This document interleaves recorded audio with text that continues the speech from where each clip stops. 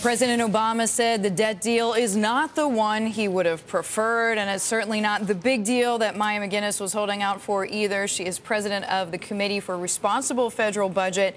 Her ideal settlement needed to include Social Security, spending cuts, and major fundamental tax reform. Maya is with us from Washington this morning. Maya, thanks as always for being with us. This essentially sets the stage, does it not, the deal that we saw this weekend for months of stormy debate over taxes and over spending. This is just the beginning. Well, this is certainly just the beginning. There's no way that you can look at this deal and say, OK, the problem's fixed. What we've done is we've set the table to possibly fix the problem or to continue to avoid fixing the problem, which is what we've done for so long. And I'm very concerned that this ended up being a deal where you sort of negotiated down, did less and less, took away the need to deal with entitlements, tax reform. And what we have left is just the sort of barest minimum to squeak through the debt ceiling increase, but no real fix for the fiscal problems that we face. So essentially, you were disappointed by what you saw.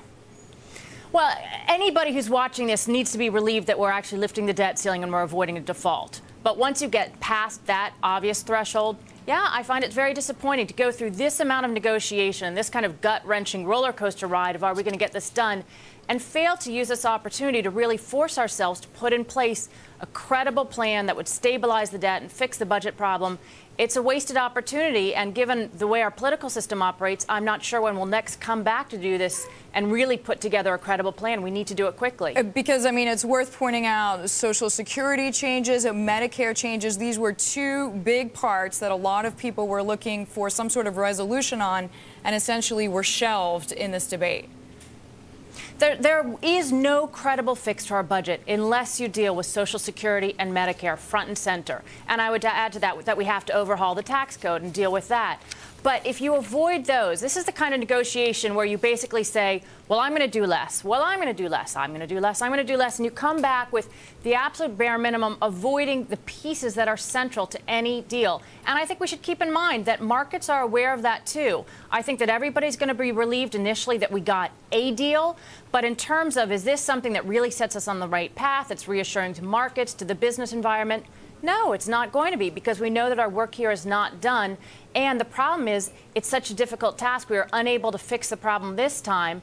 Why is there any confidence that we'll be able to fix it any better in the coming months or in time before markets actually force us to deal with this problem that we've been delaying on for so long? Maya, we know that there's going to be a vote soon. We hope today. House Republicans probably still going to be the trickiest part of this maneuvering. How do you think it's going to go?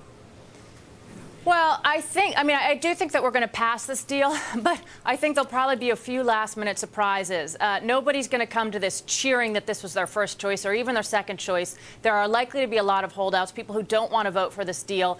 And I think there's still a good chance we'll go down to the last minute. But I think even over the past week, it's been pretty clear we are going to get a deal. And I think that the House will come around, but it's going to take a lot of arm twisting to get all the necessary votes. Maya, we thank you. Maya MacGuineas joining us there. She is president of the Committee for Responsible Federal Budget. You heard her say it's still a lot of arm twisting ahead.